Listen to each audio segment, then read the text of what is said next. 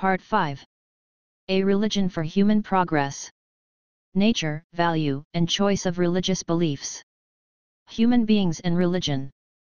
Humans are the only living beings in this world who have discovered religion and perform worship and prayer by upholding religious principles.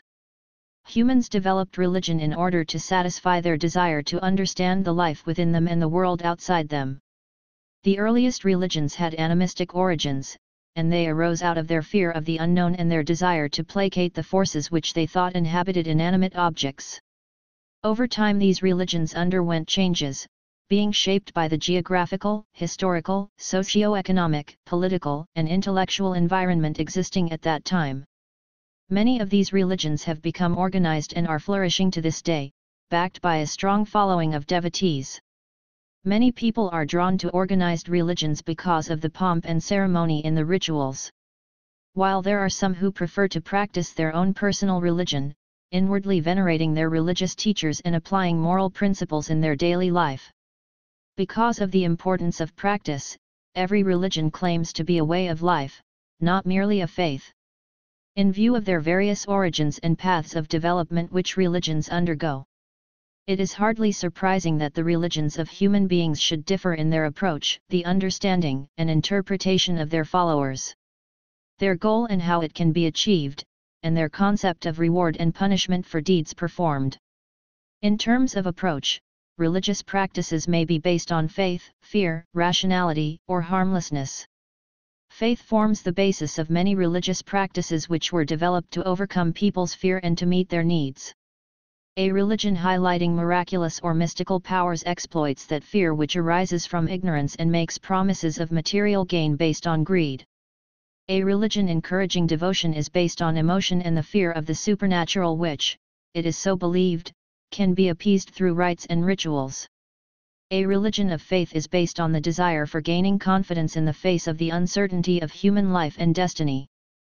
Some religious practices grew as a result of the development of human knowledge, experience, and wisdom. The rational approach to religion had been adopted in this case, incorporating the principles of human value and natural or universal laws. It is based on humanism and concentrates on the cultivation of humane qualities. A religion of cause and effect or karma is based on the principle of self-help and assumes that the individual alone is responsible for his or her own happiness and suffering as well as salvation. A religion of wisdom is based on the application of reason and seeks to understand life and the reality of worldly conditions through analytical knowledge. Science asks and seeks to explain what the world is while religion asks what mankind and society should become. The fostering of harmlessness and goodwill are common elements found in religion. A religion of peace is based on the principle of causing no harm to oneself as well as others, and its followers are urged to cultivate a harmonious, liberal, and peaceful life. A religion of goodwill or loving kindness is based on sacrifice and service, for the welfare and happiness of others.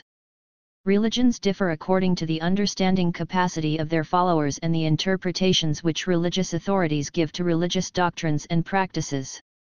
In some religions, authorities have a strong say in enforcing religious laws and moral codes, while in others they only provide advice on the need and the way to follow these codes. Every religion will offer reasons to explain the existing human problems and inequalities and the way to remedy the situation. By way of explanation, some religions claim that they have to face these problems because they are on trial in this world. When such an explanation is given, another may ask, for what purpose? How can human be judged on the basis of just one life when human beings generally differ in their experiences of physical, intellectual, social, economic, and environmental factors and conditions? Every religion has its own concept of what is regarded to be the goal of spiritual life. For some religions, eternal life in heaven or paradise with the Lord is the final goal. For some the ultimate aim in life is the union of universal consciousness, because it is believed that life is a unit of consciousness and it must return to the same original consciousness. For others, even heavenly bliss or union with Brahman, primal force, is secondary to the uncertainty of existence, no matter what form it takes. And there are even some who believe that the present life itself is more than enough to experience the aim of life. The medicine which cures one man's sickness can become poison to another man according to the constitution of his body. In the same way, one man's concept of what religious way of life is best to follow can become a nuisance to another person depending on his mentality. To attain the desired goal, every religion offers a method. Some religions ask their followers to surrender to God or depend on God for everything. Others call for stringent asceticism as the means of purging oneself of all evil through self-mortification.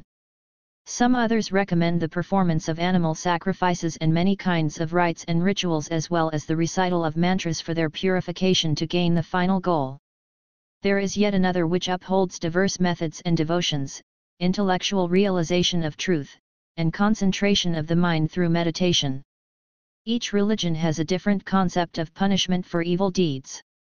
According to some religions, humans are doomed forever by God for their transgressions in this one life. Some others say that action and reaction, cause and effect, operate due to natural laws, and the effect of a deed will only be experienced for a certain period. Some religions maintain that this life is only one of so many, and a person will always have a chance to reform in stages until he or she finally evolves to attain the goal of supreme bliss. Given such a wide variety of approaches, interpretations, and goals of different religions adopted by mankind, it is useful for people not to hold dogmatic views about their religion but to be open to and tolerant of other religious views. The Buddha said, "One must not accept my teachings from reverence, but first try them as gold is tried by fire." After emphasizing the importance of maintaining an open mind towards religious doctrines, it is useful to remember that a religion should be practiced for the welfare, freedom, and happiness of all living beings. That is, religious principles should be used positively to improve the quality of life of all beings. Yet today, humankind is corrupted and has gone astray from basic religious principles. Immoral and evil practices have become common among many people, and religious-minded people experience difficulties trying to maintain certain religious principles in modern life. At the same time, the standard of basic religious principles is also lowered to pander to the demands of polluted and selfish minds. Humans should not violate universal moral codes to suit their own greed or indulgence, rather they should try to adjust themselves according to the moral codes taught by religion. Religious precepts have been introduced by enlightened religious teachers who have realized the noble way of life which leads to peace and happiness. Those who violate these precepts transgress the universal laws, which, according to Buddhism, will bring bad effects. This does not mean, on the other hand, that a person should slavishly follow what is found in his or her religion, regardless of its relevance to modern times. Religious laws and precepts should enable people to lead a meaningful life, and are not to be used to bind them to archaic practices and superstitious rituals and beliefs. A person who upholds the basic religious principles should give credit to human intelligence and live respectably with human dignity. There must be some changes in our religious activities to correspond to our education and the nature of our changing society, without at the same time sacrificing the noble universal principles. But it is recognized that making changes to any religious practices is always difficult because many conservative people are opposed to changes, even if they are for the better. Such conservative views are like a stagnant pool of water, while fresh ideas are like the waterfall where the water is constantly being renewed and is, therefore, usable all the time. Misconceptions on religion. Despite the value of religion in moral upliftment, it is also true to say that religion is a fertile soil for the development of superstitions and devotional beliefs, wrapped under the cloak of religiosity. Many people use religion to escape from the realities of life and put on the garb of religion and religious symbols with little or no inner development. They may even pray very often in places of worship, yet they are not sincerely religious-minded and do not understand what religion stands for. When a religion has been debased by ignorance, greed for power and selfishness, people quickly point an accusing finger and say that religion is irrational. But religion, the ritualistic external practice of any teaching, must be distinguished from the teaching itself. Before one criticizes, one must study the original teachings of the founder and see if there is anything intrinsically wrong with it. Religion advises people to do good and be good, but they are not interested in acting thus. Instead, they prefer to cling to the external practices which have few religious values.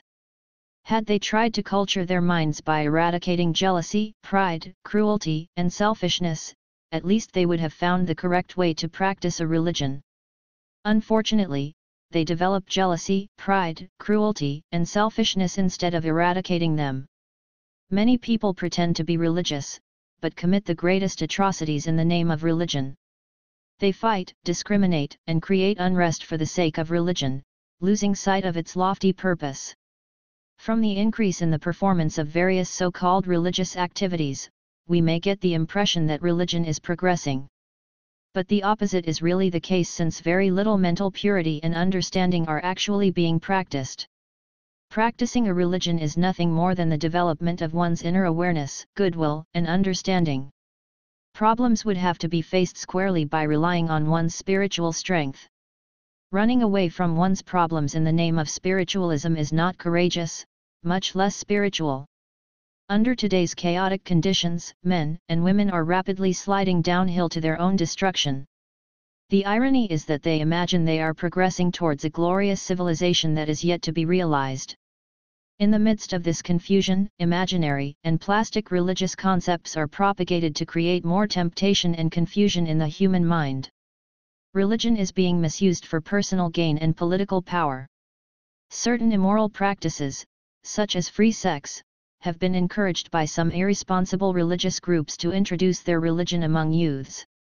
By arousing lustful feelings, these groups hope to seduce boys and girls into following their religion. Today, religion has degenerated into a cheap commodity in the religious market, giving scant regard to moral values and what they stand for.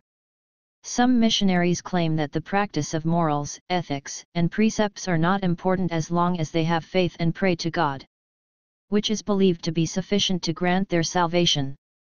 Having witnessed how some religious authorities have misled and blindfolded their followers in Europe, Karl Marx made a caustic remark. Religion is the sigh of the oppressed creature, the feelings of a heartless world, just as it is the soul of soulless conditions. It is the opium of the people. We need a religion not for the reason of giving us a dream for our next life or providing us with some dogmatic ideas to follow, in such a way that we surrender our human intelligence and become a nuisance to our fellow beings. A religion should be a reliable and reasonable method for people to live here and now as cultured, understanding beings, while setting a good example for others to follow.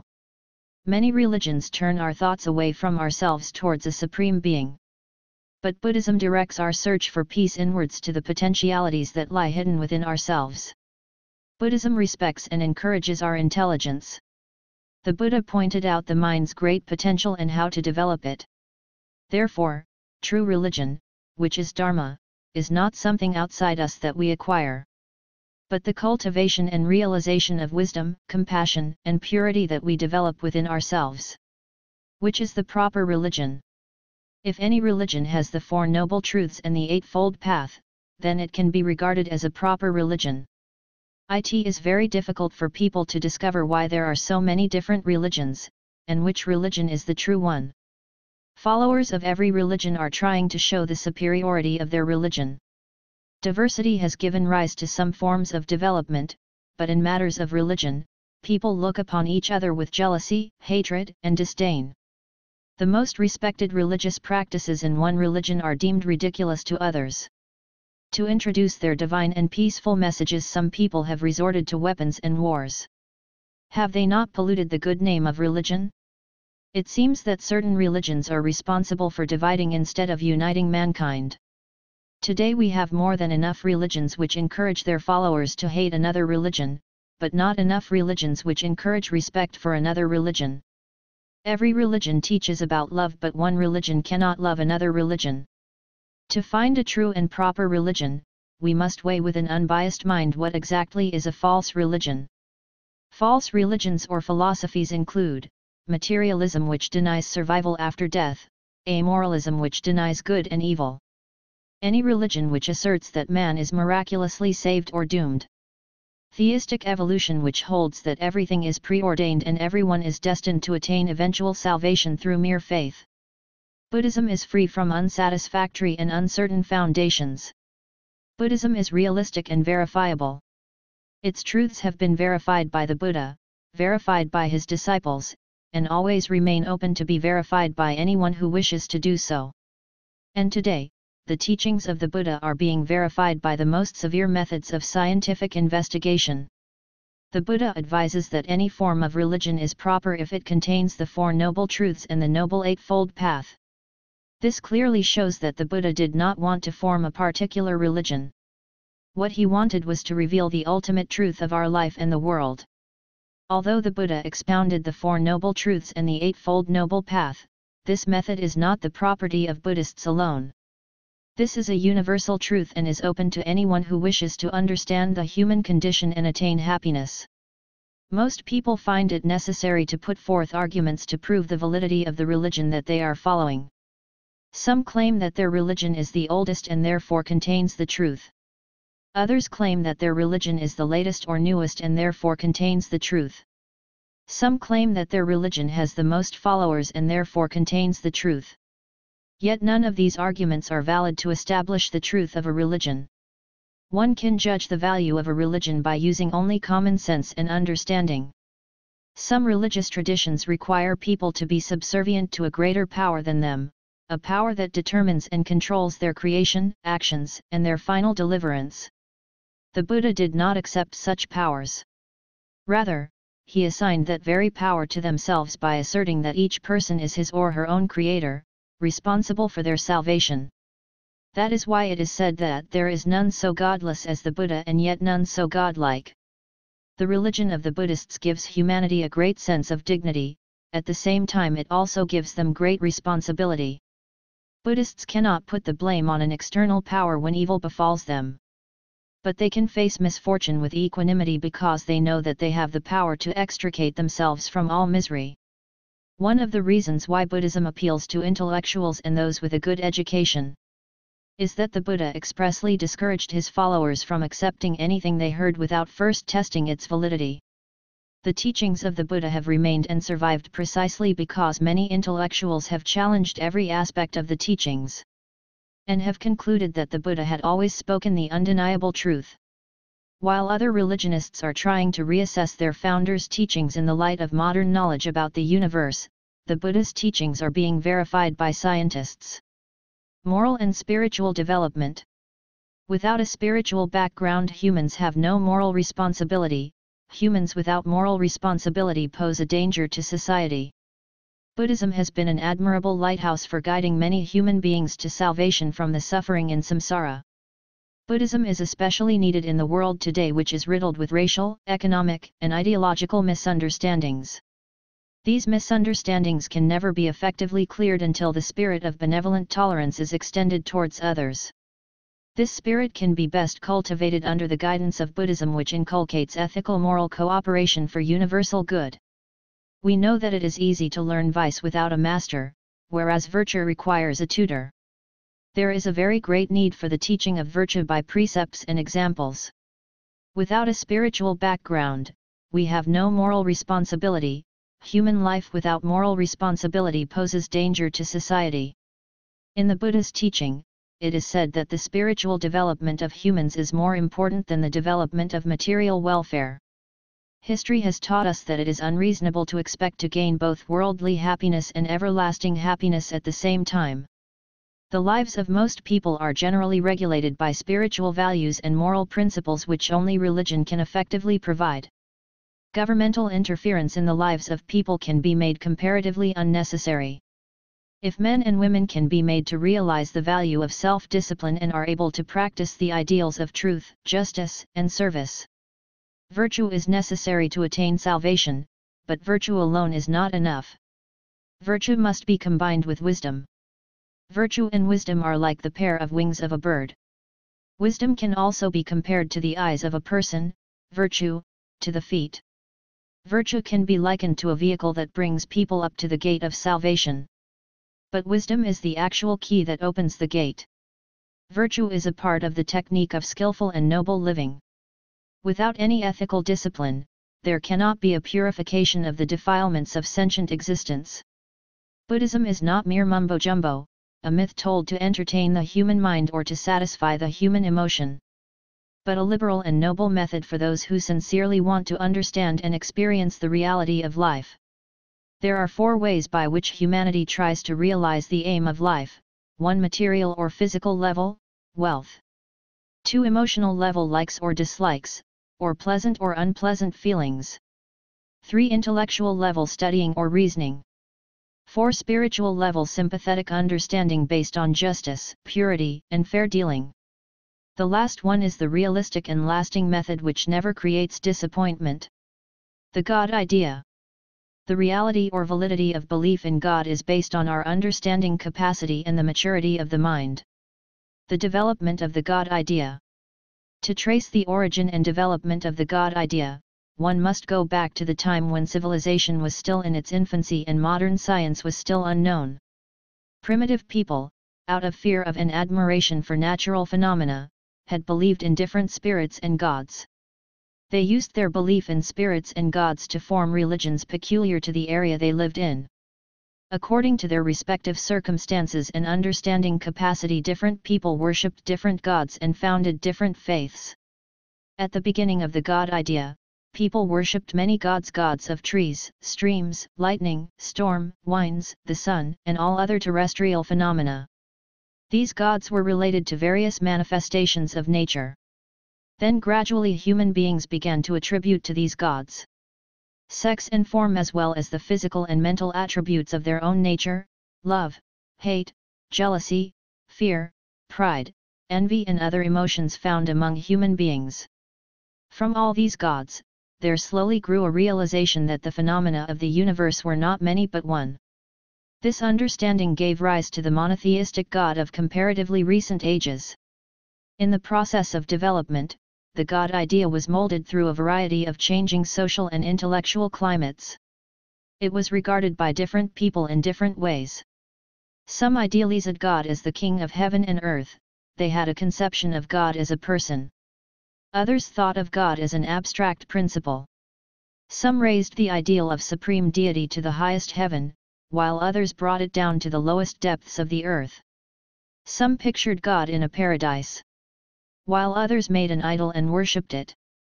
Some went so far as to say that there is no salvation without God, no matter how much good you do. You will not receive the fruits of your actions unless you act out of a faith in that particular God and no other. The atheists said no and went on to affirm that God did not really exist at all. The skeptics or agnostics said, we do not or we cannot know. The positivists said that the God idea was a meaningless problem since the idea of the term God was not clear. Thus there grew a variety of ideas and beliefs and names for the God idea: pantheism, idolatry, belief in a formless God, and belief in many gods and goddesses. Even the monotheistic God of recent times has gone through a variety of changes as it passed through different nations and people. The Hindu God is quite different from the Christian God. The Christian God is again different from gods of other faiths. Thus numerous religions came into existence, each differed greatly from the other in the end, although each claims that God is one. The God idea and creation. As each religion came into existence and developed around the God idea, different religions developed their own particular explanations of creation. Thus the God idea became associated with various myths. People used the God idea as a vehicle for their explanations of the existence of humans and the nature of the universe. Today, intelligent people, who have carefully reviewed all the available facts, have come to the conclusion that, like the God idea, the creation of myths must be regarded as an evolution of the human imagination which began with the misunderstanding of natural phenomena. These misunderstandings were rooted in the fear and ignorance of primitive people.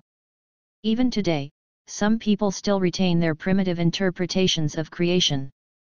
In the light of recent, scientific thinking, the theological definition of God is vague and hence has no place in the contemporary creation theories. If humans were created by an external source, then they must belong to that source and not to themselves. According to Buddhism, humans are responsible for everything they do. Thus Buddhists have no reason to believe that beings came into existence in human form through any external sources. We believe that we are here today because of our own craving, attachment, and karmic actions. We are neither punished nor rewarded by anyone but by ourselves according to our own good and bad action. In the process of evolution, the human being came into existence. There are no Buddha words to support the belief that the world was created by anybody. However, the scientific discovery of gradual development of the world system conforms with the Buddha's teachings. Human weakness and the concept of God. Both the concept of God and its associated creation myths have been protected and defended by believers who need these ideas to justify their existence and usefulness to human society. All the believers claim to have received their respective scriptures as revelation.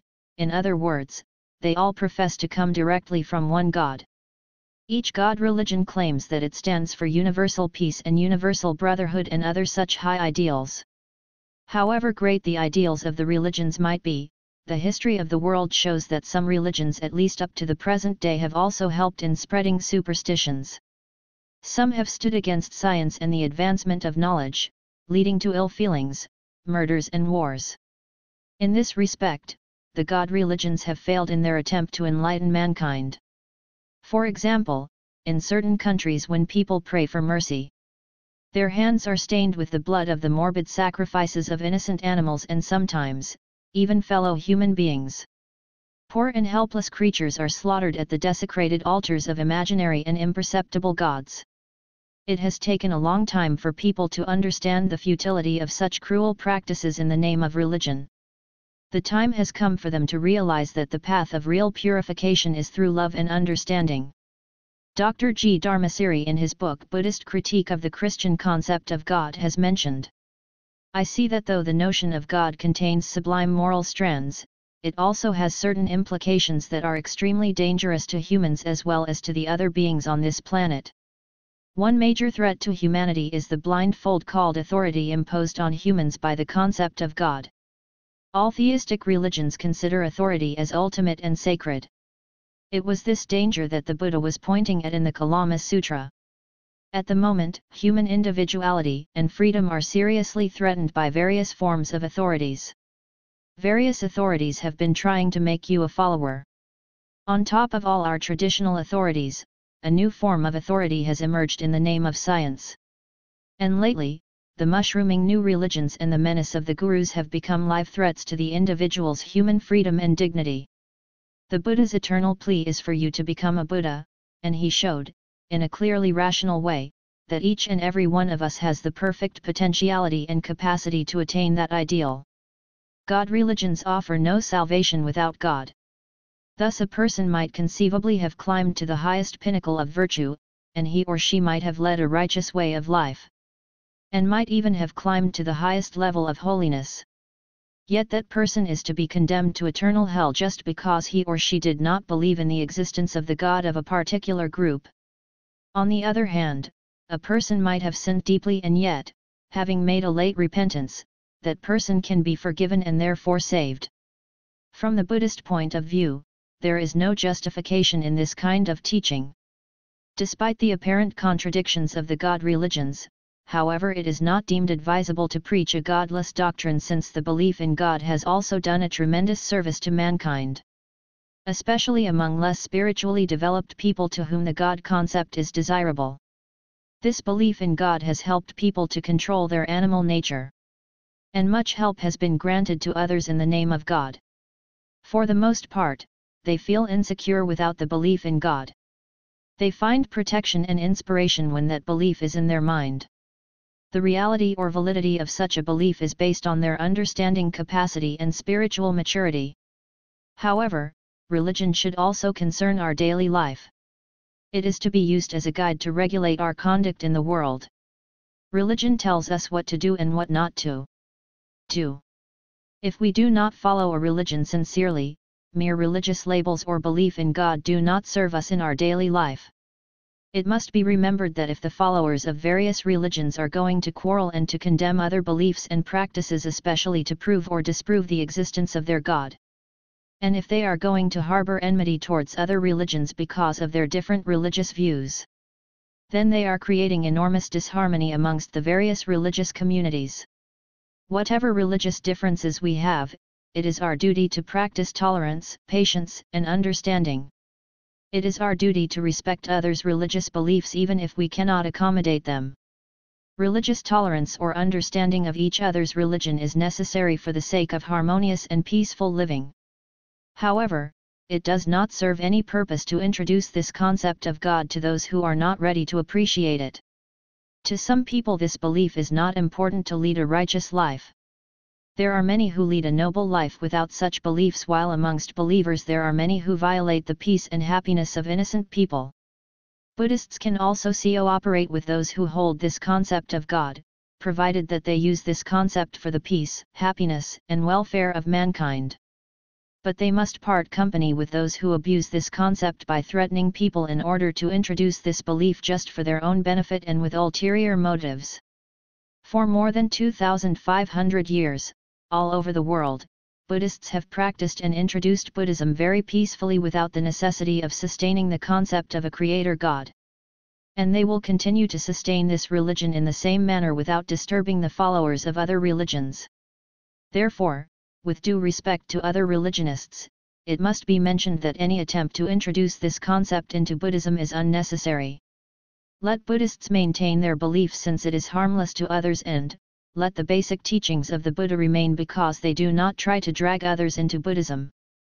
From time immemorial, Buddhists have led a peaceful religious life without incorporating the particular concept of God. They should be capable of sustaining their particular religion without the necessity, at this juncture, of someone trying to force something down their throats against their will.